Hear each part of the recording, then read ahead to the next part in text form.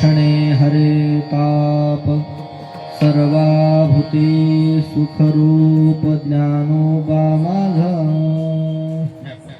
ज्ञानियांचा शिरोमणी वंद्य लोका पूज्यस्थानी चिंतकाचा चिंतामणी ज्ञानोबा माझा चालविली जडभिंती हरविली चांगयाची भ्रांती मोक्ष मार्गीचा सांगाती ज्ञानोबा माझा रेड्यामुखी वेद बोलविला गर्वद्विजांचा हरविला शांती रूपे प्रगटला ज्ञानोबा माझा ब्रह्म साम्राज्य दीपिका वर्णियली गीतेची टीका विठोबाचा प्राण सखा ज्ञानोबा माझा साधकाचा मायबाप दर्शने हरे ताप सर्वाभूते सुखरूप ज्ञानोबा माझा गुरु सेवे लागी जाण शरण एका जनार्दन त्रैलोक्याचे जीवन ज्ञानोबा माझा साधकाचा मायबाप दर्शने हरे ताप सर्वाभूते सुखरूप ज्ञानोबा माझा श्री गौर्या सकलार्थदं निजपदाम्भोजेन मुक्तिप्रदं प्रौढं विघ्नवनं हरन्तमनघं श्रीढुण्डितुण्डासिना वन्दे चर्मकपालिकोपकरणैर्वैराग्यसौख्यात् परं नास्तीति प्रदिशन्तमन्तविधुरं श्रीकाशिकेशं शिवं नमस्ते सते जगत्कारणाय नमस्ते चितेते लोकाश्रयाय नमो अद्वैततत्त्वाय मुक्तिप्रदाय नमो ब्रह्मणे व्यापिने शाश्वताय नमामि सद्गुरुं शान्तं सच्चिदानन्दविग्रहं पूर्णब्रह्मपरानन्दमीशमानन्दिवल्लभम् ॐ नमो ज्ञानेश्वराय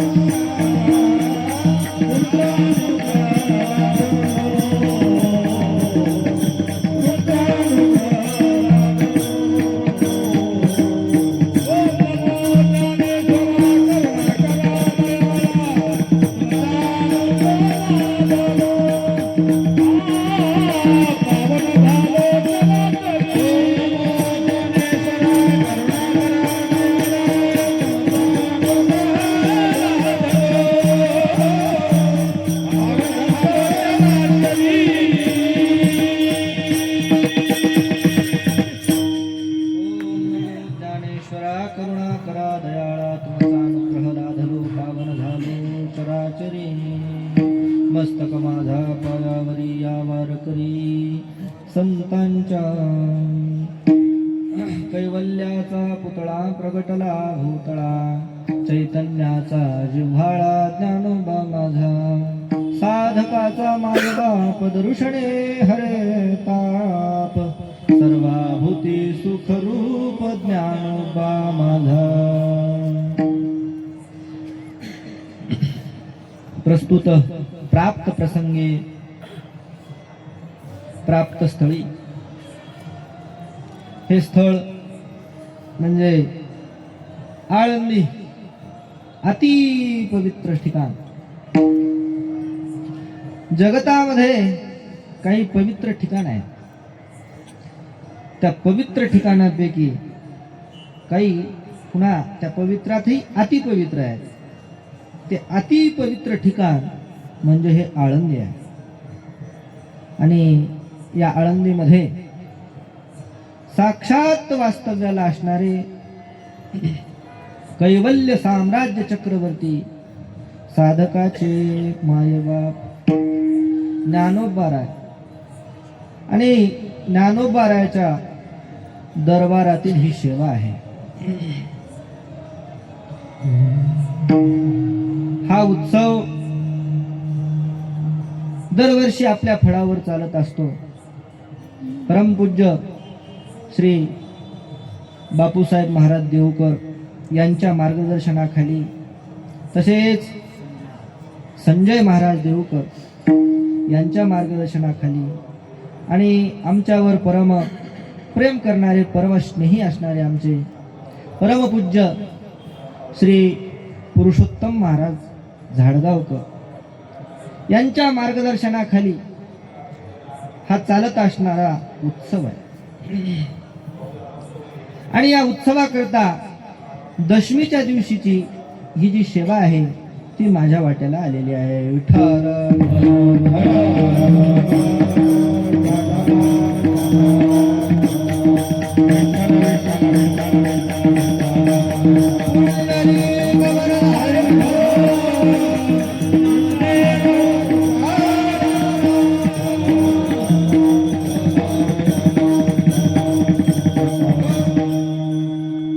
ही सेवा आणि या सेवेकरिता निवडलेला अभंग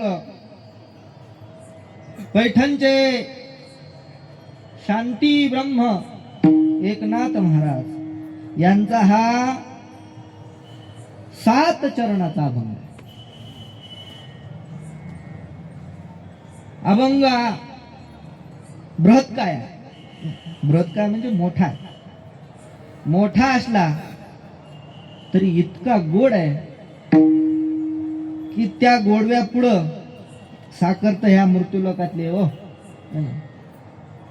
अमृत सुद्धा काय फिक आहे या अभंग पुढे. इतका गोड आणि मधुर अभंग. जरी मोठा असला तरी नुसतं ऐकून समाधी लागते असा अभंग आहे. विठ्ठल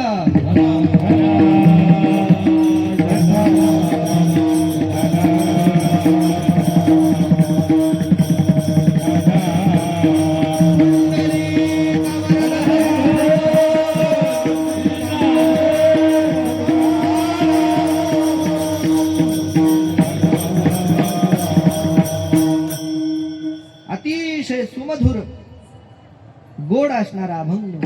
आणि या अभंगामध्ये नाथ महाराजांनी ज्ञानोबारायांचं यथार्थ वर्णन केलेलं आहे. ज्ञानोबारायांचं लक्षण सांगितलेलं, स्वरूप लक्षण सांगितलं, तटस्थ लक्षणही यामध्ये सांगितलेलं आहे. यामध्ये या अभंगामध्ये ज्ञानोबारायचं लौकिक वर्णन केलेलं आहे आणि ज्ञानोबारायचं अलौकिक वर्णन सुद्धा केलेलं आहे. विठ्ठल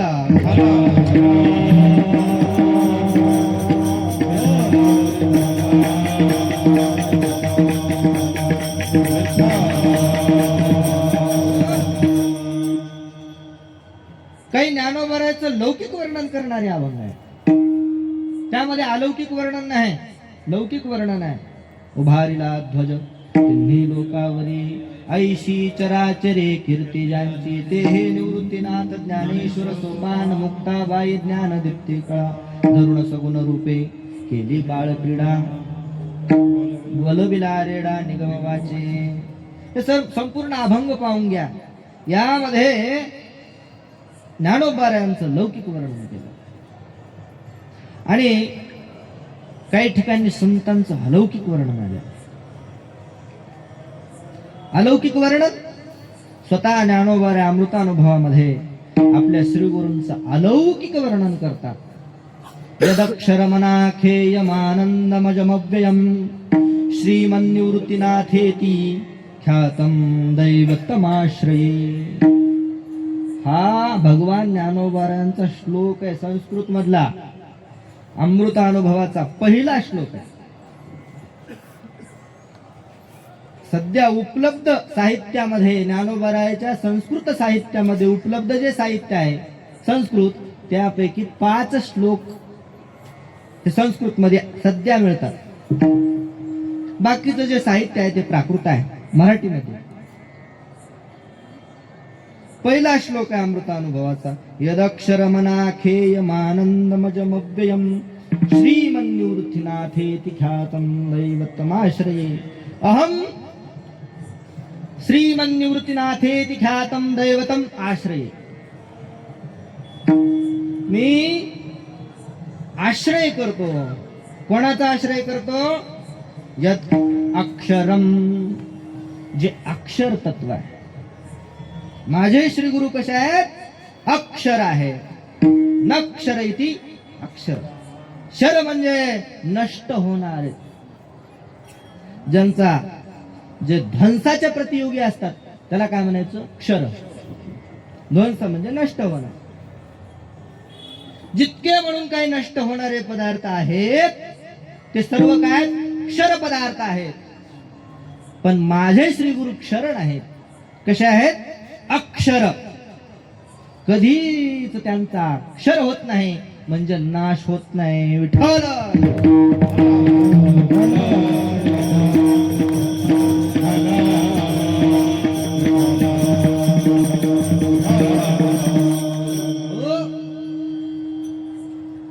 आता क्षर होणारा, न क्षर होणारा म्हणजे नष्ट न होणारा पदार्थ या जगतामध्ये मला सांगा. जे खराब होतो, नष्ट होतो असा पदार्थ तुम्हाला माहित असेल ना पोरं? असे पदार्थ अनेक आहेत, परंतु जे नष्टच होत नाही असा पदार्थ एखादा. प्रत्येक पदार्थ या जगतामधला, किंबहुना संपूर्ण जगतच नष्ट होत, परंतु माझे श्री गुरु तसे नाही. कसे आहेत? अक्षरम. पुन्हा वर्णन करतात श्री गुरूंचं. अनाख्येयम.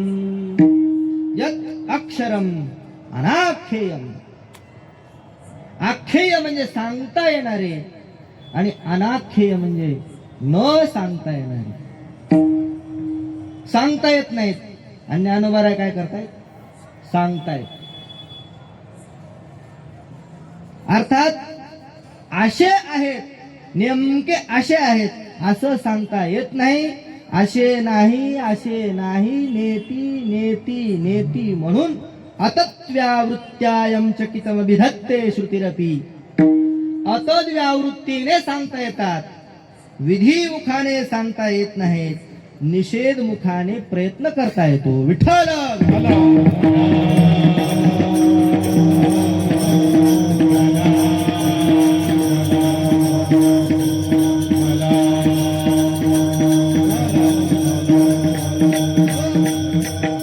यत् अक्षरम अनाखेयम. आणि पुन्हा कसे आहेत? आनंदम. माझे श्री गुरु कसे आहेत? असू द्या, अक्षर असतील, त्यानंतर अनाखेय असतील, पण फायदा काय तुमच्या श्री गुरुचा? फायदा हा आहे की माझे श्री गुरु आनंद स्वरूप आहे. आनंद कोणाला नकोय? प्रत्येक जीव हा आनंदाकरिता तळमळ करतो, नाही ना? प्रत्येक जीवाला आस कशाची आहे? आनंदाची आहे.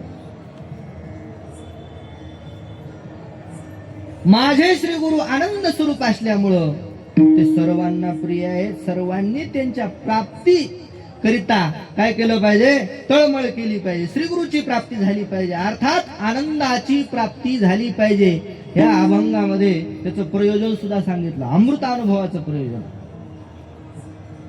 माझे श्रीगुरु आनंद स्वरूप आहेत. आनंद म्हणजे मोक्ष. माझे श्रीगुरु मोक्ष स्वरूप आहे. आनंदम अजम. तसेच कसे आहेत ते, अज न ज. जनी प्रादुर्भावे धातू आहे ना, उत्पन्न होणे, उत्पन्न करणे. उत्पन्न होणे या अर्थामध्ये जनी प्रादुर्भावे धातू आहे. जन जायते. तर ज म्हणजे उत्पन्न होणं आणि अज म्हणजे उत्पन्न न होणं. अज म्हणजे अजाचा पती अज असं नाही. अज म्हणजे शेळी आणि अज म्हणजे मोकड असं नाही. अज म्हणजे उत्पन्न होणारे नाहीत. अर्थात प्राग भावाचे ते प्रतियोगी नाहीत, प्राग भावाचे अप्रतियोगी आहेत. विठ्ठल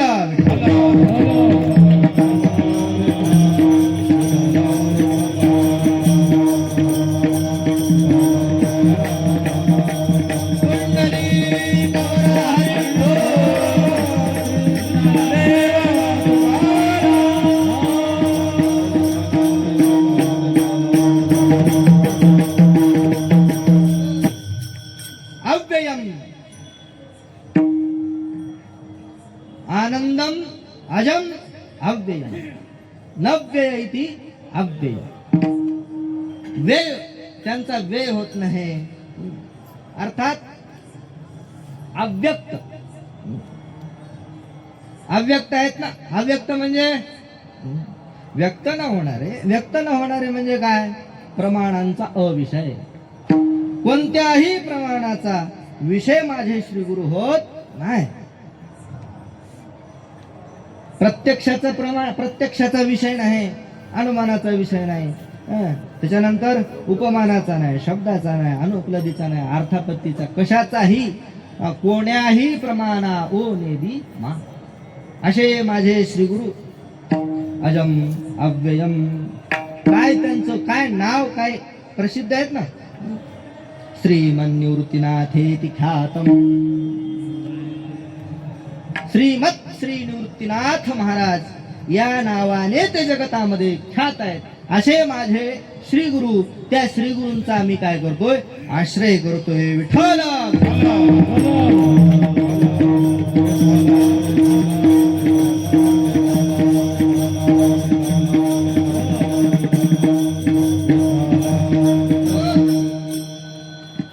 हे श्रीगुरूंचं अलौकिक वर्णन झालं.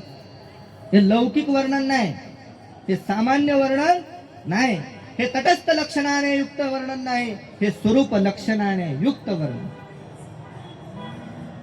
या पहिल्या श्लोकामध्ये श्री गुरूंचं काय सांगितलेलं आहे, स्वरूप सांगितलं. स्वरूप. तस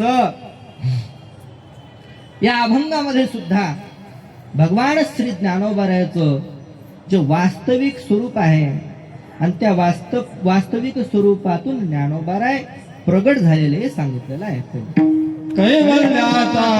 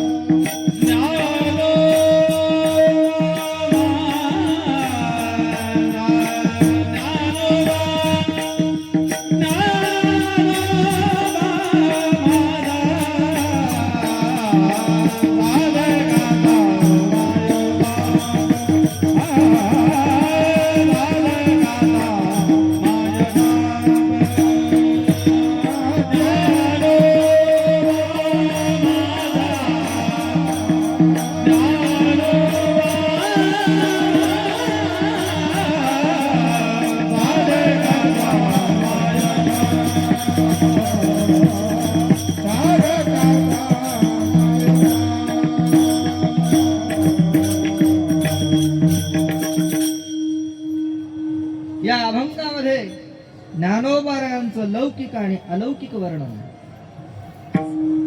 स्वरूप लक्षण आणि तटस्थ दोनही. कैवल्याचा पुतळा. ज्ञानोबाराय कसे आहेत?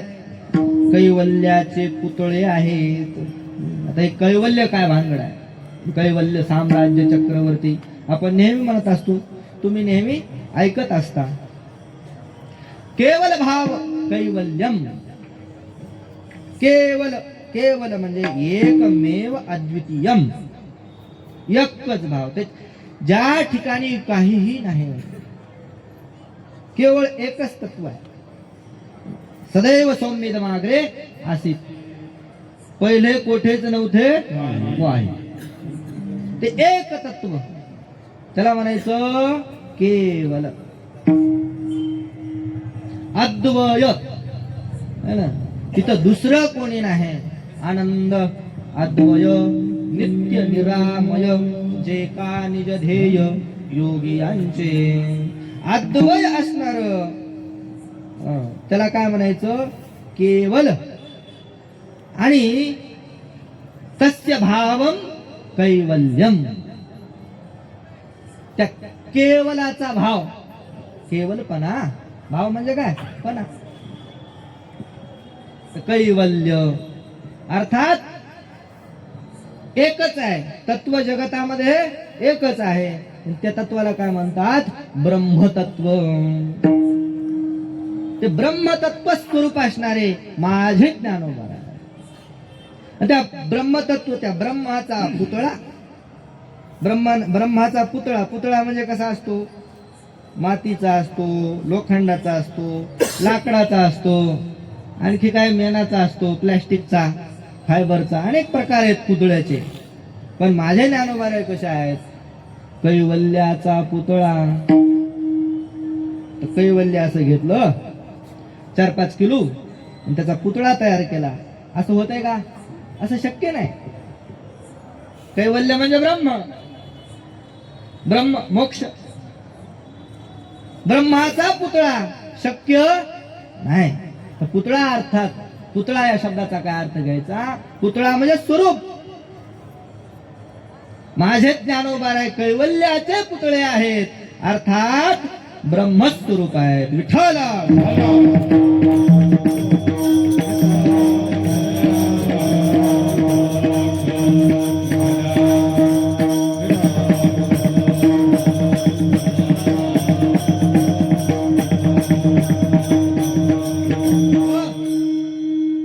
मग हे ब्रह्म कधी होत आणि आता नाही आणि पुढं होईल असं आहे का?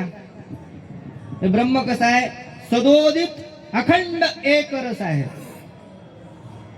नेहमी राहणार आहे, सदा, सदैव, सर्वदा असे विशेषण आहेत ना त्याला.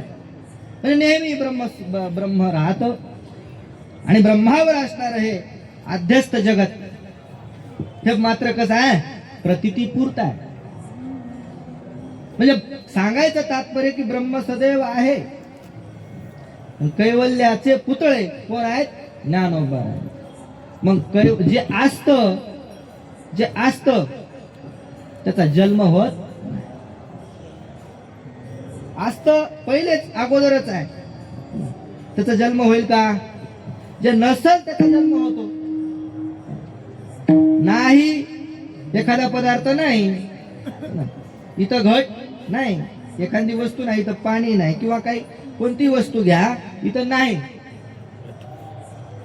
नसलेली उत्पन्न होते. आणि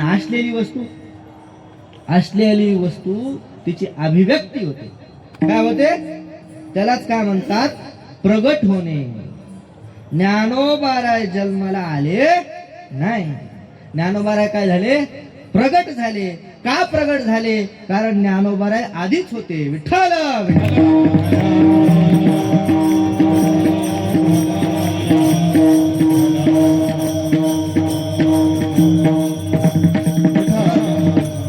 ज्ञानोबाराय जर अगोदर नसते तर त्यांचा जन्म झाला असता.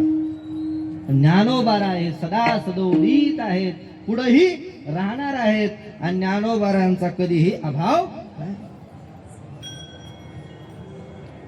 ज्ञानोबारायावर हे अध्यस्त असणारं जगत याचा कधी भाव नाही, आणि ज्ञानोबारायांचा कधी अभाव नाही. ना सतो विद्यते भाव ना भाव विद्यते सतः उभयोरपि दृष्टवंतस तनयोस्तत्वदर्शिभी. तत्वदर्शिभी शहाणे लोक ज्ञानोबारायाचा जन्म मानेत नाही. ज्ञानोबाराय हे प्रगट झाले म्हणतात विठ्ठल.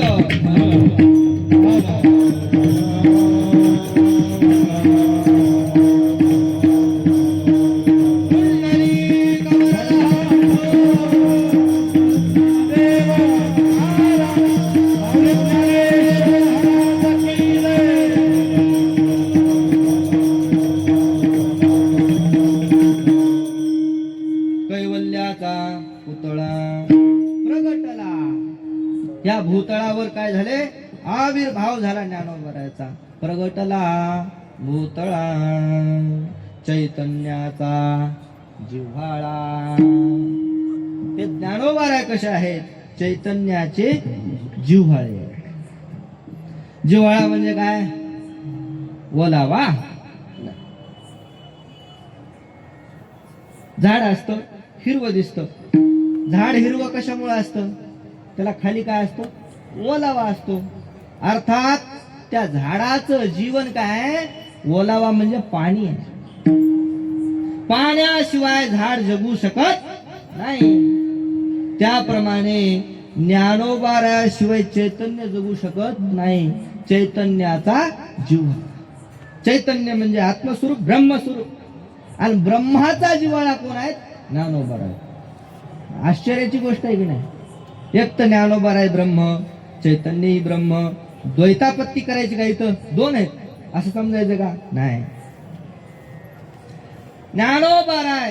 ज्ञानोबारायांनी या उपाधीचा आश्रय घेतला आणि उपाधीचा आश्रय घेऊन जगतातल्या माईक पदार्थाचा आश्रय घेऊन काय केलं? चैतन्याला जिव्हाळा आणला, चैतन्याला महत्व आणलं. ये मराठीचे नगरी ब्रह्मविद्येचा सुकाळो करी. समजा ज्ञानोबाराय झाले नसते, ज्ञानोबाराय या भूतलावर प्रगट झाले नसते तर काय झालं असतं? आपल्या कानावर चैतन्य नावाचं काही शब्द वगैरे पडला असता का? आपल्या कानावर चैतन्य, ब्रह्म, उपनिषद, काय काय पांडुरंग, माझे जीवीची आवडी, पंढरपुरा नेन गुडी, ओम नमो ज्याद्या, वेद प्रतिपाद्या, जय जय सुसंवेद्या, आत्मरूपा असे शब्द कानावर पडतात. हा चमत्कार कोणाचा आहे? हा ज्ञानोबारायाचा आहे. ज्ञानोबारायांनी सामान्य जड जीवांना सुद्धा कशाचं दर्शन करून दिलं? चैतन्याचं. म्हणून चैतन्याचा जिव्हाळा ज्ञानोबा माझा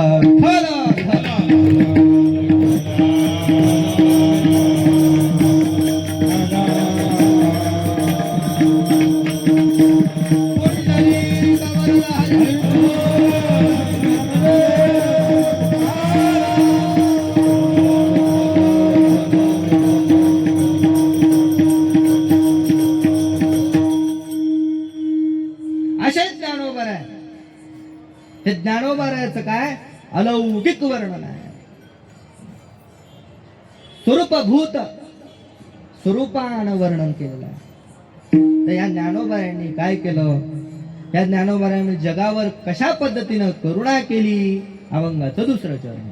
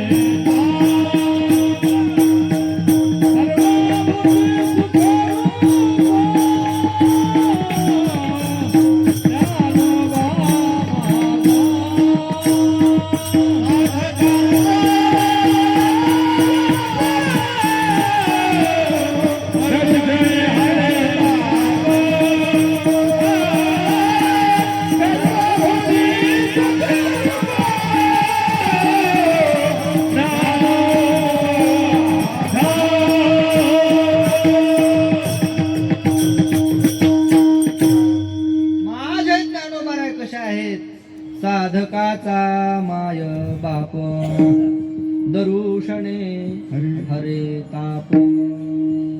साधकाचे माय बाप, माय बाप, माय बाप म्हणजे उत्पन्न करणारे, उत्पन्न करतात. श्री गुरु उत्पन्न करतात. जी वस्तू अप्राप्त आहे ती वस्तू प्राप्त करून देतात. स्वतःला जे समजत होता ना ती समज त्याची दूर करून वास्तविक तू काय आहेस हे सांगतात. आता उपाय वन वसंतू जो आज्ञेचा आहे व तंतू अमूर्तची परिमूर्तो कारुण्याचा अविद्येचे आडवे भुंजीत जीवपणाचे तया तया चैतन्याचे धावे कारुण्य जो. अविद्यारूपी आडव, आडव म्हणजे आरण्य जंगल. हा जीव गुतला, अडकला. कसा भटकला, काय भटकला याचा काय थांग पत्ता नाही. आणि कधी बसून भटकलेला आहे या वनामध्ये ते कोणालाच सांगता येत नाही. जीव कसा आहे, अनादि. जीव भाव त्या चैतन्याच्या ठिकाणी कधी आलेला आहे हे कधी काही सांगता येत नाही. म्हणून जीवाला अनादि म्हटलेला आहे. अनादि असणारा हा जीव भाव आणि जीव भाव घेऊन या माईक संसारामध्ये म्हणजे या मायारूपी जंगलामध्ये अविद्येचे आडवे मायामय संसारामध्ये फिरतोय. जीवपणाचे नि ठावे. जीवपणा आपला घेऊन भीतोय, रात्रंदिवस तळमळ करतोय. प्रत्येक असं भात केलं की त्याला वाटतं भेटून मरतोच काही. देह मरतो की माणूस मरतो? हा, माणूस मरतो का देह? माणूसही मरतो आणि देहही मरतो. जीव भाव सुद्धा मरतो आणि देह सुद्धा मरतो. वास्तविक जे आपलं स्वरूप आहे ते कधी मरत नाही. न जायते म्रियते वा कदाचित नायम भूत्वा भविता वा न भूयः अजो नित्य शाश्वतोयम पुराणो न हन्यते हन्यमाने शरीरे. ते मरतही नाही, कोणाकडून मारविल्याही जात नाही, असं हे आपलं आत्मस्वरूप. पण हे रात्रंदिवस भेटतो, काय म्हणतो, मरतोच की काय की, मरतोच की काय की. का? हा प्रभाव आहे कशाचा? मायेचा, जंगलाचा प्रभाव आहे. त्या जंगलामध्ये त्याला घाबऱ्या सुटला, घाबऱ्या थरकाप सुटला आणि त्या जीवाकडे या श्री गुरूंना पाहिलं. करुणामय दृष्टी श्री गुरूंची त्या जीवाकडे पडली. अविद्येचे आडवे जीवपणाचे निथावे. पुढं काय? हा, तया चैतन्याचे धावे कारुण्य जो. त्या चैतन्य, त्याला श्री गुरूंना सुद्धा कळालं याचं वास्तविक स्वरूप काय? चैतन्य आहे. आणि तो चैतन्यपणा, तो ब्रह्मभाव हा विसरला. आणि तो विसरलेला ब्रह्मभाव पुन्हा त्याला प्राप्त करून देण्याकरिता कारुण्य रूपाने जे प्रकट झाले त्यांचं नाव श्रीमन निवृत्तीनाथ महाराज विठ्ठल.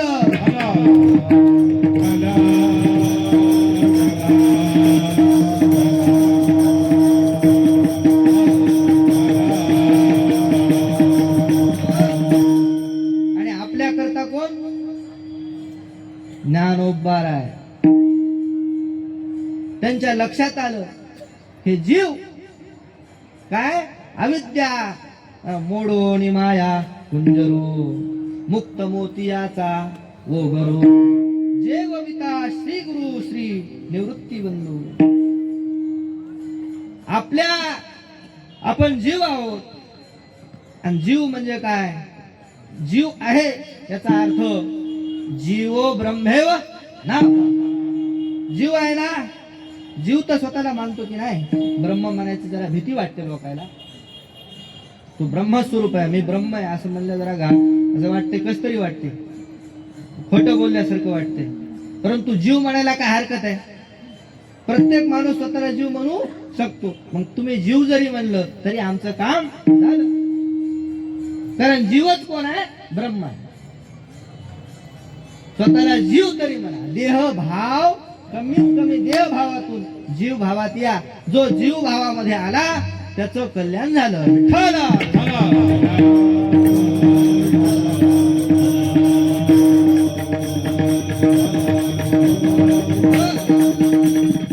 त्या मायारूपी जंगलामध्ये अडकलेला आहे की नाही, त्या जंगलालाच मोडून काढलं. मोडून माया कुंजरू. हे मायारूपी हत्ती असणारा श्री गुरूंनी मोडून काढला आणि काय केलं? मुक्त मोतियाचा ओगरू. मुक्ती रूपी असणारा हा राजहंस आहे. चैतन्य आहे ना. चैतन्य म्हणजे काय? राजहंस आहे. हा स्वतः ब्रह्मस्वरूप आहे. आणि याला चारा दिला. कशाचा? मुक्तीचा चारा दिला. मुक्त मोतियाचा ओगरू. आणि असा मुक्त मोतियाचा चारा जीव घालणारे कोण आहेत? माझे निवृत्तीनाथ महाराज आहेत. आणि तुम्हा आम्हाला श्रीमंत ज्ञानेश्वर महाराज. दयाने घाती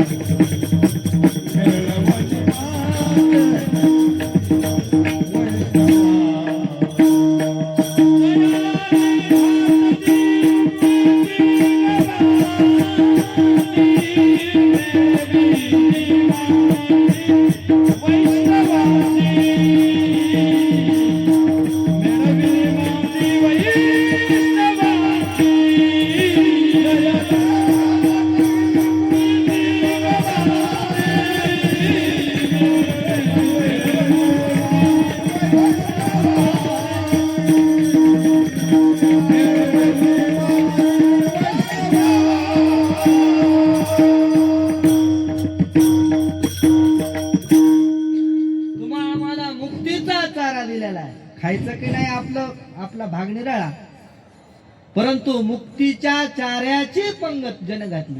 मिळविली जयाने घातिली मुक्तीची गवादी, मिळविली मानली वैष्णवांची. असे असणारे श्रीमंत श्री ज्ञानेश्वर महाराज ते कोण आहेत?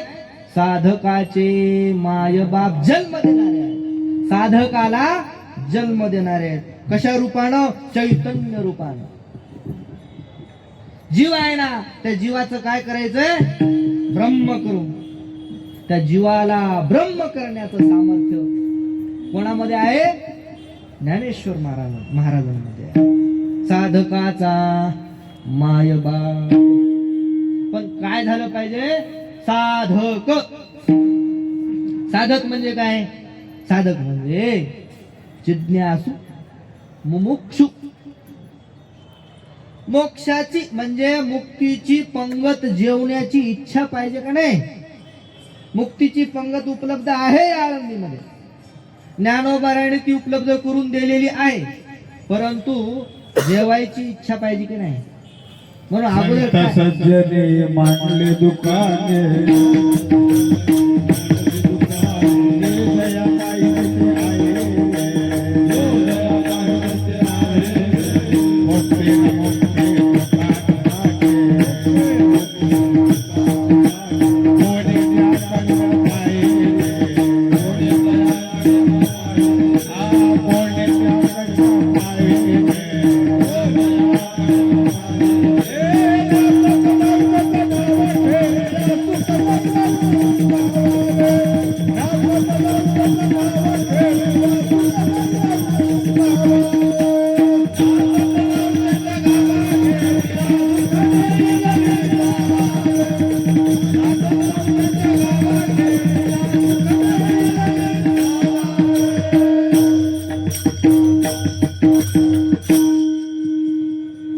जेवणं आपलं काम आहे. जेवण्याकरता जेवण्याची इच्छा पाहिजे. संतांनी तर दुकान मांडलेलं. संत सज्जनी मांडलेले दुकान. दुकान उपलब्ध आहे. वस्तू घ्यायची की नाही हे तुमच्या मनावर. वस्तू मिळते, पण त्याचा अधिकार काय पाहिजे? तो साधक झाला पाहिजे. साधकाचा माय बाप. साधक जर असेल तर त्याला चैतन्य रूपाने जन्म देतात, त्याला ब्रह्म रूपाने जन्म देतात. माझे ज्ञानोबा आहे. हा त्यांचा महिमा आहे. आणि हा कसा महिमा आहे? अलौकिक महिमा आहे. लौकिक तर कोणी काही देते. 500-1000 रुपये धोतर, काय पटका, काय काय उपरणं, कोणाला काही, कोणाला जेवच घाल, ह्या गोष्टी लौकिक आहेत. परंतु जीवाचं ब्रह्म करणं हे अलौकिक आहे. विठ्ठल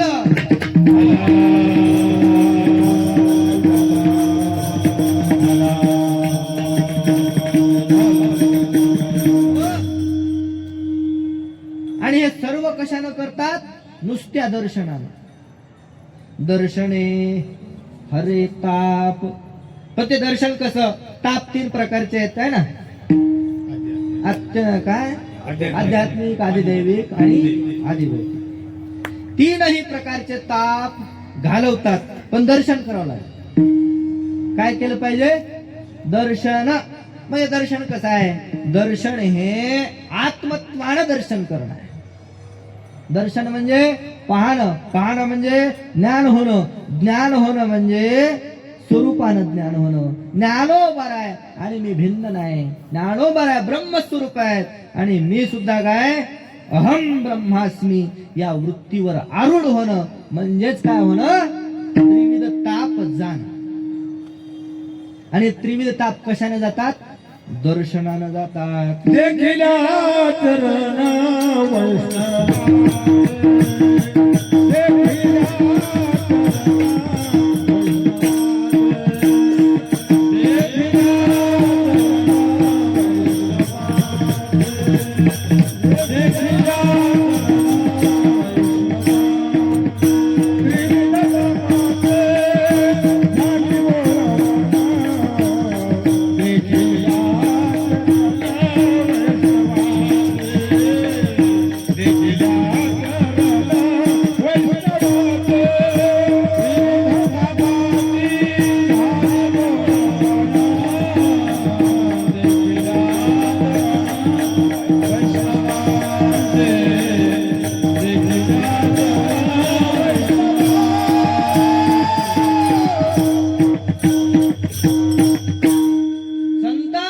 चरण देखलिया त्रिविध तापाची बोळ बन झाली. संतांचं चरण पाहिल्याबरोबर तीनही प्रकारचे ताप जातात. चरण पाहणं म्हणजे काय नाही, उत्तमानाम स्वरूपम ही चरण शब्देन म्हणतो. उत्तम संत उत्तम आहेत की नाही, श्रेष्ठ आहेत की नाही, श्रेष्ठांचं वर्णन हे त्यांच्या चेहऱ्यावरून, हातावरून, पायावरून करीत नसतात. हा, पायावरून करीत असतात, चरणावरून करीत असतात. मोठ्या लोकांचे काय, घराला पाय लावायचे असतात, तोंड नाक कान लावायचं. आमच्या घरी तुमचे पाय लागू द्या. पाय लागू द्या म्हणजे पाय तेवढे आणायचे आणि बाकीचं जे वरचं धड आहे ते तिकडे ठेवायचं असं नाही. पाय म्हणजे स्वरूप. संतांचं स्वरूप जाणलं, संतांना आत्मत्वाने जाणलं की काय होत असतं, 3 प्रकारच्या तापाची निवृत्ती होते. विठ्ठला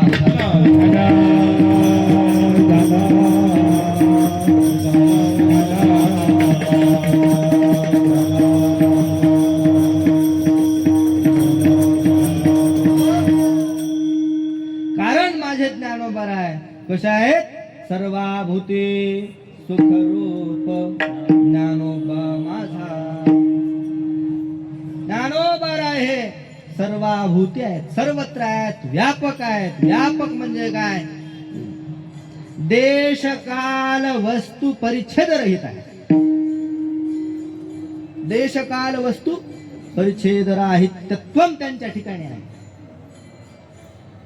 देशानं परिच्छिन्न जी वस्तू असती ना, ती काय असते, अत्यंताभावाचा प्रतियोगी असते. वस्तू आहे, एखादी वस्तू आहे, इथं काय नाही, घट नाही. घटाचा काय अभाव, आणि त्या अभावाचा प्रतियोगी कोण आहे, घट. घट इथं नाही, अर्थात घट जगात नाही का, दुसरीकडे कुठेही आहे. इथं त्याचा काय अभाव आहे, त्याला काय म्हणायचं, अत्यंताभाव. आणि अत्यंताभाव, ज्याचा अत्यंताभाव आहे कोणाचा आहे, घटाचा. मग घट कोण झाला, प्रतियोगी. ज्या अत्यंताभावाचा प्रतियोगी असतो ते देशानं परिच्छिन्न असतो. परंतु माझे ज्ञानोबा इथं आहेत आणि तिथं नाही, तिथं नाहीत आणि इथं आहे. असं आहे का, सर्व घटी पाहे वाचून, सर्व घटी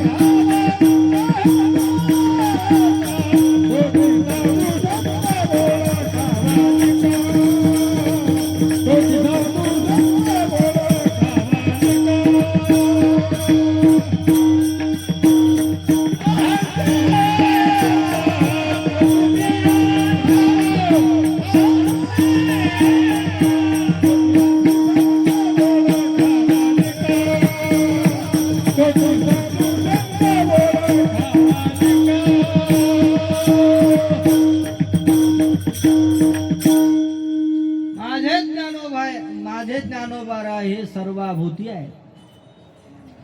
सर्वाभूती सुखरूप, सर्वत्र आहेत. इथं आहेत आणि तिथं नाहीत असं नाही. इथं असते तिथं नसते, इथं नसते तिथं असते. अशी जी वस्तू असते ती देशानं परिच्छिन्न असते. ज्ञानोबा देशानं परिच्छिन्न नाहीत. ज्ञानोबा फक्त आळंदीत आहेत असं नाही, गावाकड नाहीत असं नाही, सगळीकडे आहे. कणाकणामध्ये आहेत, चराचरामध्ये आहेत. म्हणून ते अत्यंताभावाचे प्रतियोगी नसून अप्रतियोगी आहे. जी वस्तू कालाने परिच्छिन्न असते तिला काय म्हणायचं, जी वस्तू ध्वंसाची प्रतियोगी असते का नाही, ध्वंस प्रतियोगित्वम जिच्या ठिकाणी आहे तिला म्हणायचं काल परिच्छिन्नत्वम, कालाने परिच्छिन्न म्हणायचं. ध्वंस म्हणजे नष्ट होणं. जी वस्तू उत्पन्न होते ती काय होते, नष्ट होते. इथं एखादा काय घट आहे, घट देरा हो, घट घट म्हणजे काय लगे अवघड वाटून घेऊ नका. मातीचा मडका, तर मातीचं मडकं फुटलं आणि फुटल्यानंतर काय झाला त्याचा नाश झाला. त्याला संस्कृत भाषेमध्ये ध्वंस म्हणतात किंवा ध्वंसाभाव म्हणतात. शब्द उगा शब्द छल आहे, बाकी काय नाही. आपण जे व्यवहार करतो तेच शास्त्रामध्ये शब्द आहे. मग हे नाश झाला. कशाचा नाश झाला? घटाचा नाश झाला. कोणाचा नाश झाला? घटाचा. मग घट कोण झाला? प्रतियोगी. ज्याचा नाश होतो तो काय? प्रतियोगी. आणि जो प्रतियोगी असतो, जो ध्वंसाचा प्रतियोगी असतो, तो कालाने परिच्छिन्न असतो. म्हणजे आता नाश झाला, वर्तमानामध्ये काय झाला? नाश झाला. आणि भूतकाळामध्ये त्याचा काय होता? भाव होता घट. म्हणजे काळाने ते काय झालं? मर्यादित झालं. तसं ज्ञानोबा हे आता आहेत आणि माग नव्हते आणि पुढं नसणार, असं आहे का? ज्ञानोबा आताही आहेत, ज्ञानोबा आधी होते. म्हणून तर काय म्हंटल? प्रगटला. निर्माण झाला नाही, जन्म झाला नाही, काय झाला? प्रगटला. जी अगोदरच वस्तू असते तीच वस्तू काय होते? प्रगट होते. अर्थात ज्ञानोबा राय आधी होते, ज्ञानोबा राय आता आहेत, ज्ञानोबा राय पुढे सुद्धा राहतील. विठ्ठल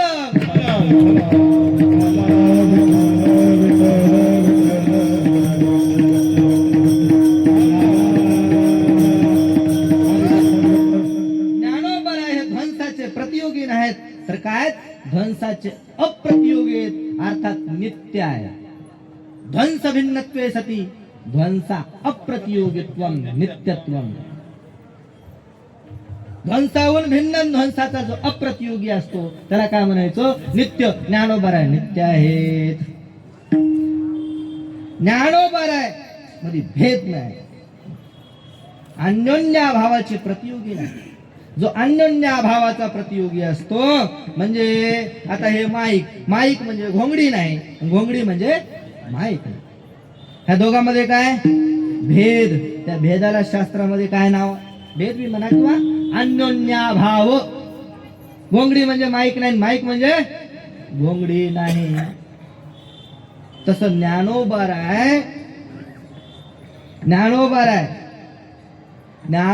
राय सारखे दुसरे प्रति ज्ञानोबा राय नाही.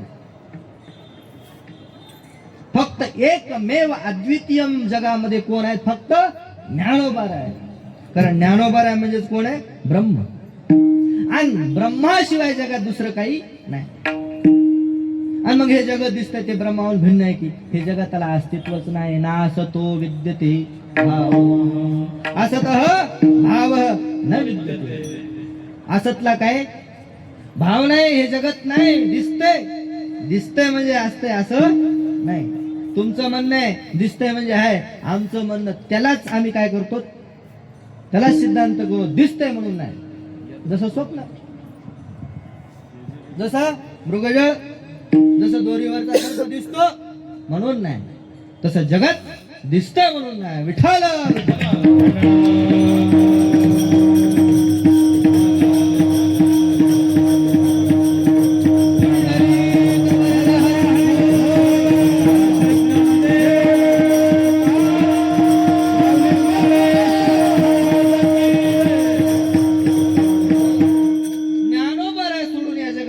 काहीच नाही. सर्व मय ज्ञानोबा आहे. एकही वस्तू ज्ञानोबा अतिरिक्त नाही.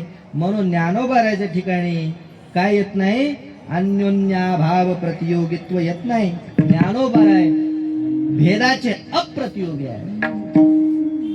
भेदाचे अप्रतियोगी असल्यामुळं ते देशकाल वस्तूने परिच्छिन्न नाही. विठाला विठाला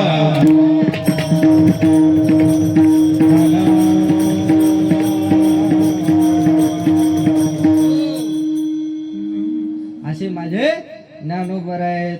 आणि कसे आहेत ते? ज्ञानी यांचे शिरोमणी आहेत. अभंगाच्या तिसऱ्या संधी.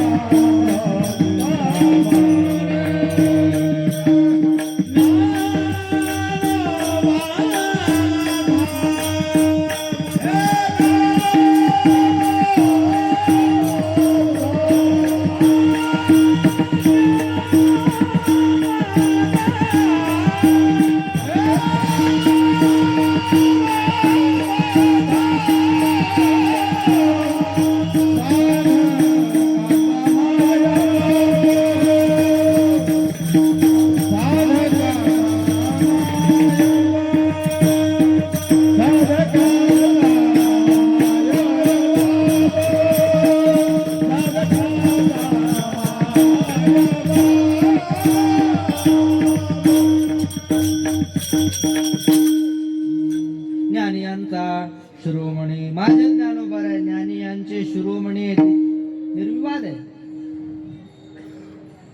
ज्ञान दुसरीकडे कुठं असणार? अहो ज्यांच्या नामामध्ये एवढं सामर्थ्य आहे. ज्ञानदेव ज्ञानदेव म्हणता ज्ञानदेव देव ज्ञानदेव चतुराक्षरी ज्ञानदेव चतुराक्षरी जपतू करी सर्व ब्रह्मप्राप्तीची संज्ञा. नामामध्ये एवढं सामर्थ्य ज्ञानोबराच्या नामाचा नुसता जप केला तरी माणूस ब्रह्मज्ञानी होतो. मग ते ज्ञानी आहेत की नाही त्याच्यात कस काय शंकर आहे? ज्ञानी यांचे शिरोमणी वंद्य जो एका पूज्यस्थानी सर्वात वंदनीय ज्ञानोबर आहेत. प्रसंग आहे तीर्थयात्रेचा प्रसंग आहे ज्ञानोबराच्या जीवनातला. तीर्थयात्रा करत असताना ज्ञानोबा हे कुठे गेले? काशी क्षेत्रामध्ये गेले. काशी क्षेत्रामध्ये गेल्यानंतर अतिशय आनंद झाला विश्वनाथ महाराजांना.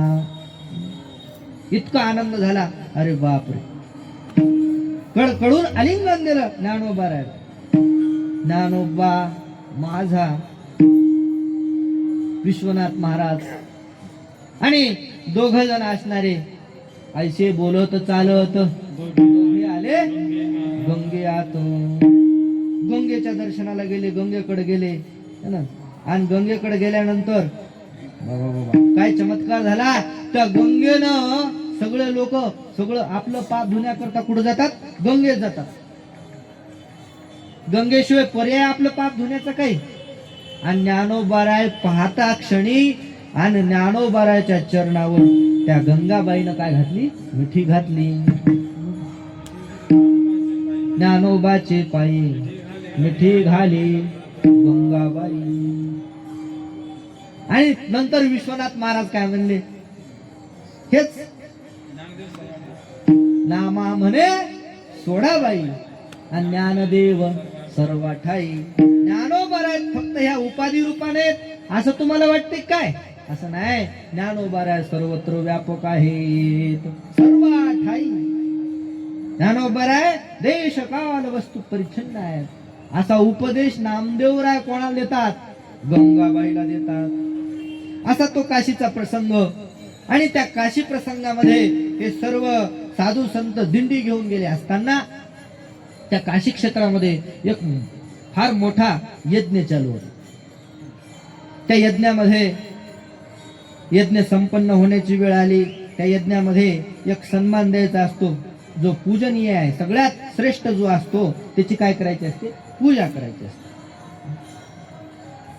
महाभारतात सुद्धा प्रसंग येतो ना, देवाची श्रेष्ठ म्हणून पूजा करण्यात आली. त्या शिशुपाळाला फार दुःख झालं, तो कस काय श्रेष्ठ? तसंच इथला काशीचा सुद्धा प्रसंग आहे. सर्वात श्रेष्ठ विद्वान कोण असेल?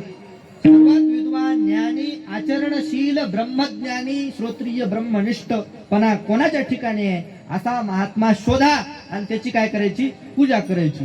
मग प्रत्येक आता तिथं सगळे ब्राह्मण मंडळी, विद्वान मंडळी, ज्ञानी जपी तपी तिथं होते हजर. प्रत्येकाला काय वाटायचं? सगळ्यात श्रेष्ठ मीच आहे. या सगळ्या लोकांमध्ये मी एकटाच तर ब्रह्मज्ञानी आहे आणि बाकी सगळे काय? अज्ञानी आहेत. हाच तर सगळ्यात मोठा ब्रह्म आहे. तू ब्रह्म आहे, बाकीचे काय? बाकी मी ब्रह्मस्वरूपच आहे ना. तर प्रत्येकाला वाटायला लागलं मी ब्रह्मज्ञानी आहे, मी ज्ञानी आहे, मी श्रोत्रिय आहे. असाच प्रत्येकाचा अहंकार झाला. आणि तिथं त्या यज्ञामध्येच लागले भांडणं एकूण एकायची. मान मला मिळाला पाहिजे, मान मला मिळाला पाहिजे. मग ते जे मुख्य यजमान होते त्यांनी एक युक्ती काढली. आणि हत्तीच्या सोंडीमध्ये काय करू? माळ देऊ, फुलाचा हार. आणि तो हत्ती ज्याच्या गळ्यामध्ये टाकेल, आता इथं सर्व विद्वान आहेतच, ज्याच्या गळ्यामध्ये हत्ती माळ टाकेल त्याला अग्रपूजेचा मान देण्यात येईल. त्याची पूजा सर्वांनी करायची असा निर्णय झाला. सर्वांना पटला आणि हत्तीच्या सोंडेमध्ये माळ देण्यात आली. आणि ज्ञानोबाराची या संतांची दिंडी कुठं? काशीमध्ये. काशीमध्ये त्या गंगेच्या तीरावर काही नव्हती समजा. ती हत्ती जे त्याच्या सोंडीमध्ये माळ दिल्यानंतर ते धावत सुटला जिकडे टाळ मृदुंगाचा ज्ञानबा तुकाराम रामकृष्ण हरी जय जय रामकृष्ण असा ध्वनी जिकडून येत होता तिकडे तो हत्ती पळायला लागला. आता हे सगळे भजनामध्ये तल्लीन असताना त्या हत्तीनं ज्ञानोबाराच्या गळ्यामध्ये काय टाकली? माळ टाकली. आणि माळ टाकल्यानंतर हत्तीच्या माळ पाठीमाग हे सगळे विद्वान मंडळी इथं धावतच होते. आणि पाहिला चमत्कार, इथं सर्वात पूजनीय आमच्यापैकी कोणीच नाहीत तर कोण आहेत? हे महाराष्ट्रातले सुप्रसिद्ध साधू कोण? भगवान श्री ज्ञानोबा विठ्ठल.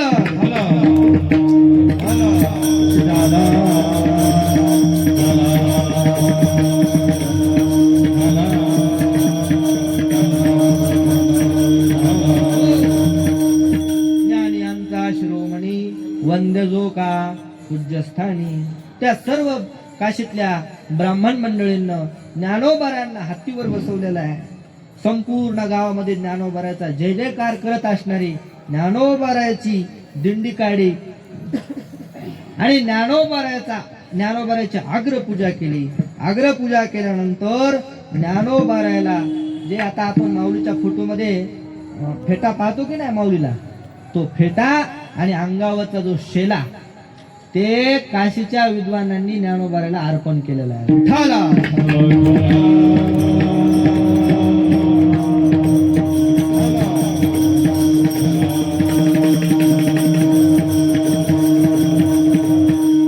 चिंतकाचा चिंतामणी ज्ञानोबा माझा.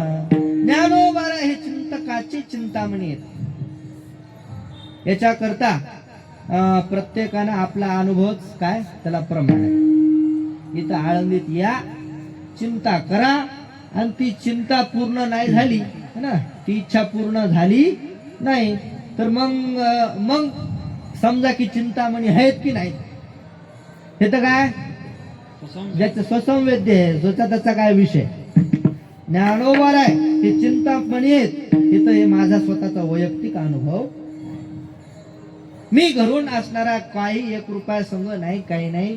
रेल्वेनं पुण्यापर्यंत आलो, पुण्यातून आळंदीला आलो, आणि आळंदीला आल्यानंतर आतापर्यंत ज्ञानोबाराय खायची, पेण्याची, राहण्याची सगळी सोय करतात. याच्याहून चिंतामणी मोठा कोणता? विठ्ठल.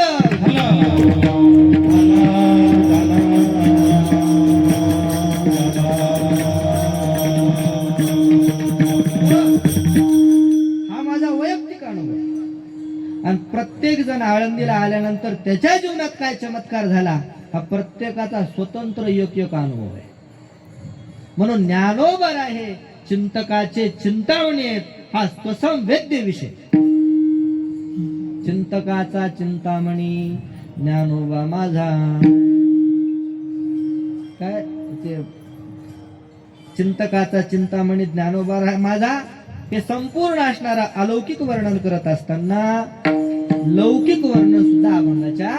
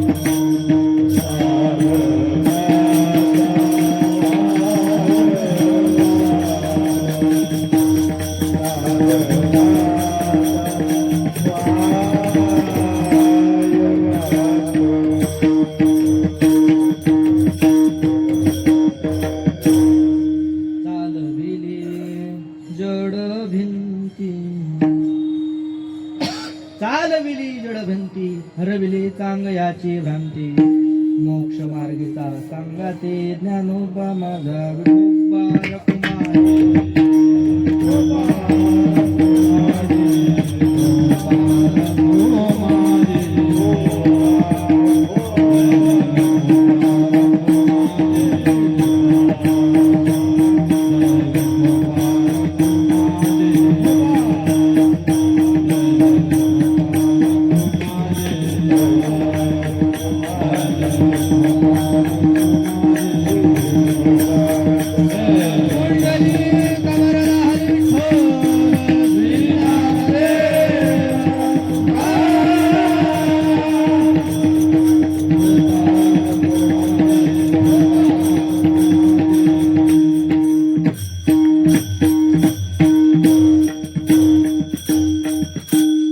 अभंग फार मोठा आहे, 7 चरणाचा अभंग आहे.